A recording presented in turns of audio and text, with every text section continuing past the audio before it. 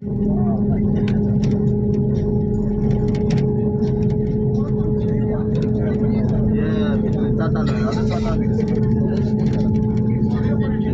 मात्रै आउँछ क्या अब तिनवटामा पनि पर्छ तिनवटालाई अब गाडी पर्ने भयो किन यो समस्या हो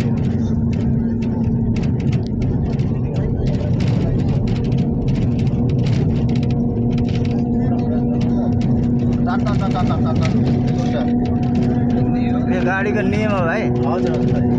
हजुर के नियमहरू छ यो नियम भनेको हाम्रो तपाईँको यो हाम्रो गाडीभित्र क्या दुईजनालाई खाना दुईजनालाई पैसा दिने के त्यो कफी जो हुन्छ नि यो कुन प्रणालीबाट चले गाडी हो यो प्रणालीबाट हजुर मध्यपश्चिम प्रणालीबाट मध्यपश्चिम होइन हजुर हजुर गाडीको नाम के रे गाडीको नाम उडान